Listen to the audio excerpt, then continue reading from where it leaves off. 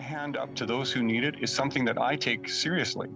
Helping everyone get an adequate roof over their head is a critical first step in addressing other challenges like drug addiction. Canada is caught in a broken experiment of woke NDP Liberal policies that removes prison sentences from violent offenders, floods our streets with illegal drugs, and increases homelessness, crime, overdoses, and death. Downtown in our city, I see the hopelessness on the faces of people every day as they take their next hit. They know they're broken, but they have no place to go.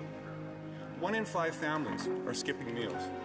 1.5 million visits to food banks in Canada in just 1 month, and over 30,000 overdose deaths since 2016.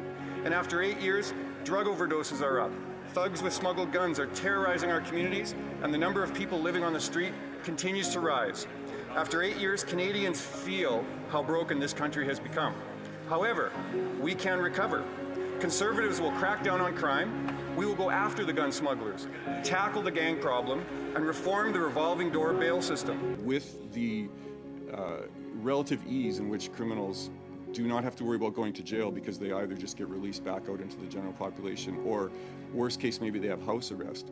What's happening now, and this is where we have to be very careful about cartels and gangs, because what's happening is that the gangs recognize this, and they are able to go to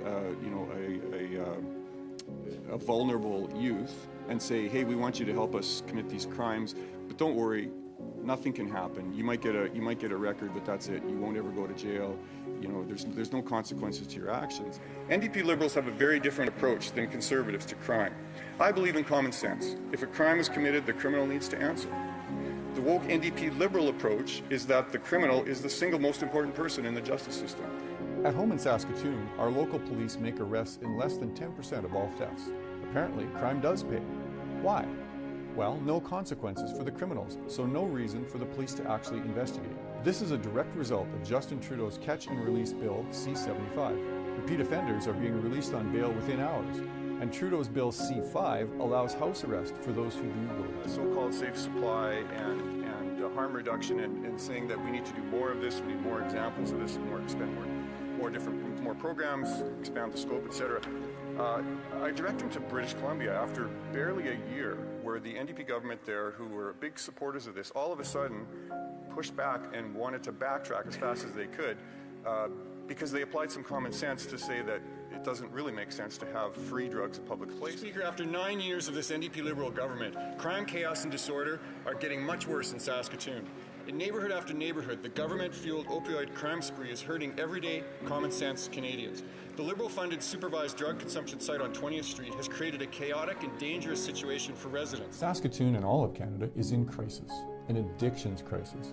You take a walk in the core neighborhoods of Saskatoon and it's right there. And it's devastating. Devastating for the individuals, their families, and the neighborhoods and communities. In 2021, the Liberal government introduced C-5, which essentially removed mandatory minimum sentences from all criminal code offenses committed with a firearm, such as robbery, assault, break and enter, extortion, as well as drug crimes, such as trafficking, production, and selling. The Liberal NDP government is flooding streets with hard drugs. The so-called safe supply is giving taxpayer-funded narcotics to drug users in multiple cities across Canada.